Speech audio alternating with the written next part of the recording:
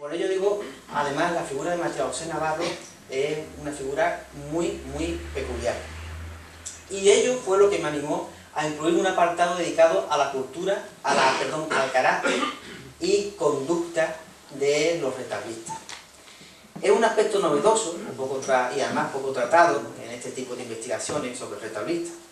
La singular personalidad de Navarro y sus hermanos, pues, que rompen la línea de la más absoluta discreción de la mayoría de los retablistas, nos muestra cómo también en Jerez se dan casos de artistas de un temperamento especial, y eso se ve en el pleito que mantuvieron esta familia, la familia Navarro, entre 1760 y 1766, que es un testimonio único, en la que vemos como frente al prototipo de padres de familia que personifican otros artistas, vemos como estos tres hermanos, son tres hermanos solteros. Matías además fue un amante de la fiesta, tuvo una actitud despectiva a sus hermanos, fue un artista culto, fue una personalidad compleja y diferente. Además, otro de los hermanos, Bernardo, fue un derrochador y hasta ladrón. Bueno, nos encontramos con artistas peculiares dentro de lo que es la línea de discreción que caracteriza a muchos de estos maestros. Y otro ejemplo de conducta es la búsqueda de la diferenciación social. En el caso de Jerez estudio ejemplos de pretensiones de hidalguía y de limpieza de oficio. Y eso se observa en las figuras de Mateo José Navarro y del propio Andrés Benítez. Con ello se intenta buscar el carácter noble e intelectual del oficio del retablista. La segunda parte la dediqué a los aspectos generales. Aspectos generales de todo, digamos, en relación a todo el siglo, y uno de ellos es el estudio de los materiales. El material, por excelencia, en el retablo, es la madera, es el básico y el mayoritario. Además, con poca variedad, se utiliza principalmente el cedro y el pino de Flandes. Pero existen otros como la piedra, que se da en casos muy excepcionales, principalmente limitados a las mesas y a los sotabancos, pero también vemos aquí en Jerez un caso como el que os pongo en la pantalla, que es el retablo del antiguo retablo de ánimas de la catedral, un retablo de 1756, iniciado en 1756, en el que además he localizado alguna documentación que lo relaciona con el escultor, tallista y arquitecto José de Mendoza, y es un caso, digamos, único. También aparecerán otros elementos como soluciones efectistas, como espejos, telas encoladas, etc. Como en estos dos ejemplos que aparecen aquí, del retablo del Cristo de la Viga y del retablo del Santo Entierro de San Lucas, de Agustín de Medina y Flores, ambos, en la que aparecen pues, telas encoladas a través de los pabellones que cierran estos retablos. La policromía ha sido un terreno que he tratado ya en mi tesina y que aquí en este libro he intentado continuar. Creo que además que el estudio de la policromía es esencial en el propio estudio del retablo, porque el color es consustancial a la escultura hispana y lógicamente el retablo no se da por terminado hasta que es dorado. De hecho es curioso porque la importancia de la policromía, porque su valor muchas veces, el dorado de un retablo, igualaba o superaba el de la talla. Además, otra cuestión también interesante, otro aspecto interesante, es la invasión de la policromía en su entorno arquitectónico, en el que se da, digamos, el concepto del ben composto italiano, de la fusión de las artes, en la que vemos como los mismos pintores y doradores que intervienen en el retablo aparecen pintando las paredes, las bóvedas que rodean a estos retablos. He documentado obras como la policromía de este retablo de la capilla del Rosario de la Santa María de Arco, una obra de artistas jerezanos, lo hizo Andrés Benítez, la arquitectura, la escultura de Giacomo Vaccaro, y la policromía también por un autor también asentado, un dorador, pintor asentado en Jerez, como es Diego de Losada. En cuanto a los aspectos iconográficos del retablo, Pues hay que tener en cuenta que en este siglo desaparece casi por completo el sentido narrativo que vemos en los programas iconográficos de etapas anteriores. Hay un carácter más devocional que doctrinal. Las figuras de los santos van a ser los elegidos, digamos, principalmente. Además elegidos según las preferencias personales de los promotores. Hay pocos ejemplos en las que veamos escenas en estos retablos. He puesto aquí un ejemplo, como es el retablo de San Juan Nepomuceno de la parroquia de Santa María de San Marcos, obra que he atribuido a Andrés Benítez. Es una obra en el que el promotor, Francisco Romano de Mendoza, un comerciante de la época, pues establece una iconografía íntimamente relacionada con su propia familia. Por eso él se llama Francisco, aparece San Francisco, su mujer se llama Teresa, aparece Santa Teresa. Y la tercera parte es la parte dedicada a la evolución del retablo. Para ello, pues, tengo que comentar o partir de la base de una obra que creo que resume toda esta evolución, como es el retablo mayor de la parroquia de San Marcos, que ejemplifica el recorrido que el retablo jerezano sufre desde los albores hasta el ocaso del siglo XVIII. Vemos a autores como José Rey, que aparece ya a finales del XVII, que pasa del salomónico al estípite, y que esta obra es su obra más importante, una obra en la que vemos pues todas las características del retablo salomónico, pero también vemos como es un retablo que es reformado a finales del XVIII al estilo neoclásico por un artista como Rodrigo de Alba, que evoluciona del rococó al neoclásico. Por eso también en este trabajo hemos insistido mucho en la transición entre una etapa y otra. Dentro de la pervivencia del modelo salomónico, que es el primer capítulo, que se da en el primer cuarto del siglo XVIII, finales del XVII, pues los retablistas de estos inicios, pues yo digo, comienzan a trabajar a finales del XVII, y aquí se ve una influencia sevillana en los esquemas estructurales y decorativos. Y un ejemplo de ello es un retablista sevillano, afincado en Jerez, como fue Francisco Antonio de Soto, en cuya obra pues, se ven los modelos impuestos por Bernardo Simón de Pineda y Cristóbal de Guadix. Dos ejemplos de su obra, el retablo mayor de Santo Domingo, y una obra atribuida, el retablo mayor de San Francisco. Hacia el segundo cuarto del siglo se da el estípite, un nuevo soporte y además pues un renovado repertorio decorativo también de origen sevillano, basado principalmente en la obra de Jerónimo Balbás.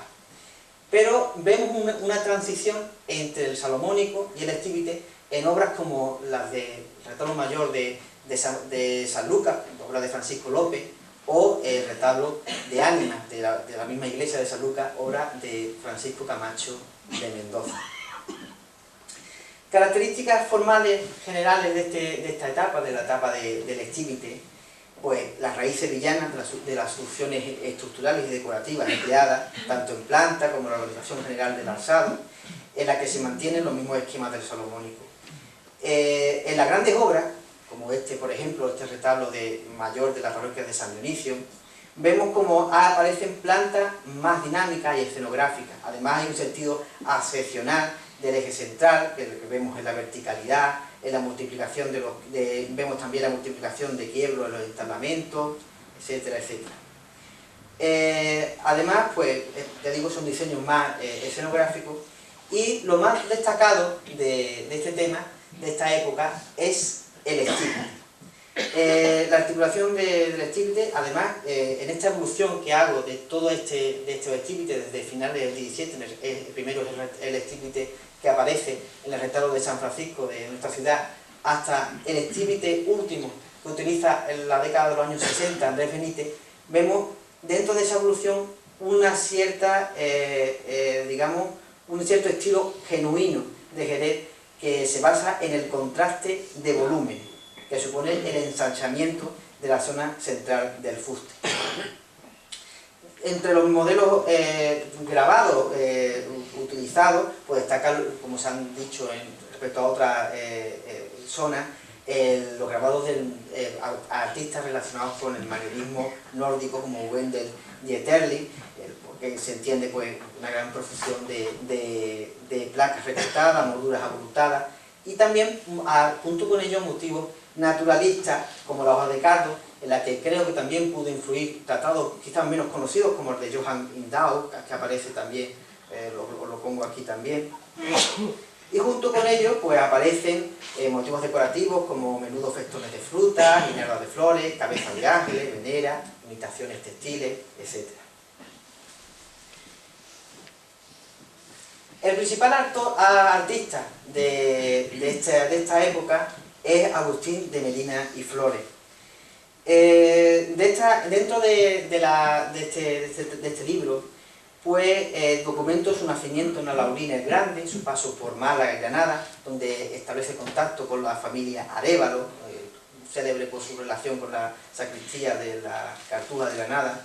Y bueno, aporto algunas, dentro de su importante obra, aparte de una obra ya conocida como el Retablo Mayor de San Dionisio o del Rosario de los Montañeses, una obra todavía inédita, hasta ahora inédita, como el retablo del Sagrario de la parroquia de Santa María de Gracia de Espera, además de una serie de atribuciones. Además, la ciudad, pues, podemos decir que en esta época mantiene una clara independencia y autosuficiencia en la producción de retablos, salvo algunas excepciones, algunos encargos de artistas foráneos, como José Fernando de Medinilla o Domingo Gutiérrez Apolinario, pero estudio también en esta etapa obras anónimas como este retablo muy interesante de la Capilla de la Orden Tercera del convento de Santo Domingo, una obra que creo que hay que poner en relación con la figura de José Rey, hijo, autor de la Cajonera de la Sacristía de Santiago, que también es un artista interesante y por estudiar. En este libro no solamente digamos, intento abordar todos los artistas, sino también intento plantear nuevas hipótesis. El otro gran artista de este momento es Mateo José Navarro. Y de este artista también incluyo pues, obras. Este artista se establece en Jerez en la década de los años 40 y del siglo XVIII. Y de esta primera etapa pues existen obras desaparecidas como el Retablo de la Caridad, actualmente del Hospital de la Caridad, del actual ayuntamiento, pero también obras en las que ya evoluciona hacia el rococó, como obras que se hicieron para el puerto, como el retablo inédito del oratorio del Palacio de Purullena, una fotografía que tengo que agradecer a los responsables de patrimonio del Ayuntamiento del Puerto, o el retablo de las Concepcionistas, por ejemplo, o este excelente retablo del Sagrario de la Parroquia de la Oliva de Lebrija. Es una obra que nos lleva a la evolución desde el estípite hacia el rococó o la rocalla. Este estilo, el rococó, también tiene su origen en el impacto de estampas extranjeras, principalmente francesas, pero también alemanas, de autores como Meissonier, Blondel, Tissot, y alemanes también como Kluber, Habermann, Eichel. En esta obra vemos como hay una evolución hacia una mayor agitación de las plantas y los alzados, como vemos en el retablo de San Mateo, y también aparece una nueva tipología de retablo, como es el retablo de baldaquino, del que aquí os pongo varios ejemplos, como el retablo de la Consolación, el del Sagrario de San Miguel, o una obra también relacionada con el concepto de baldaquino, como son los retablos de Santa María de Gracia. La columna también, pues vemos como ahí se vuelve hacia la columna clásica. Hay diferentes tipologías, de las que aquí os pongo varios modelos, y aquí os pongo también varias fuentes grabadas que también se utilizan en esta etapa. Sobre el principal artista de este momento es Andrés Benítez, Incluyo aquí como curiosidad un retablo que no se conserva, pero que está documentado y del que aporto una fotografía, gracias a la amabilidad de José María Ortiz Barrera, que me aportó esta fotografía del retablo de ánimas de San Dionisio de Jerez. Obras tan interesantes como el retablo del Rosario de Santa María de Arco, el de San Mateo, el de San Félix, también de Santa María de Arco, obras también poco conocidas porque están en la clausura, como este retablo de la Dolorosa del coro del convento de Madre de Dios. Y piezas también anónimas, como este retablo de Santa Ana, de la iglesia de San Lucas, que además nos habla de otros artistas, creo que hay que poner relación con otros artistas poco conocidos, como Agustín Gutiérrez, hijo de Bartolomé Gutiérrez, que también fue retablista y que tiene también una interesante obra por estudiar. Y finalmente la figura de Rodrigo de Alba, del que se aportan importantes datos biográficos como su nacimiento en Utrera en 1730 o su muerte en Jerez en 1807, en pleno neoclasicismo. Aquí os pongo varios ejemplos de sus obras, como el retablo de ánimas de San Marcos o el retablo de la capilla del Calvario. Pero además, esto nos sirve para llegar a la última etapa, al neoclásico, que se da en el último decenio del siglo. En este libro se da la primera aproximación historiográfica sobre este tema. Además es un fenómeno tardío, con obras escasas y de poca entidad, limitado a retablos laterales y algunas reformas de retablos mayores, además anónimas en su mayoría, en la que ya se vuelve otra vez al orden clásico, y la que vemos influencia de tratados de época manierista. Es interesante ver la evolución de artistas como Rodrigo de Alba, que evoluciona en el retablo mayor de San Marcos, a través, como vemos aquí en esta reforma del manifestador y sagrario de este retablo, de 1799-1800, en colaboración con José de Tejeda. Artista, Rodrigo de Alba, que si comparamos su obra anterior con esta obra última neoclásica, vemos un contraste muy acusado. Este retablo de ánimas de la iglesia de San Lucas, de la propia iglesia de San Marcos, y el manifestador del retablo mayor. Un artista que evoluciona del rococó al neoclásico. Este retablo, por tanto, el retablo mayor de San Marcos, abre y cierra el periodo que hemos estudiado. 100 años en los que Jerez produjo una parcela destacada de su patrimonio, como son sus retablos 18. Muchas gracias.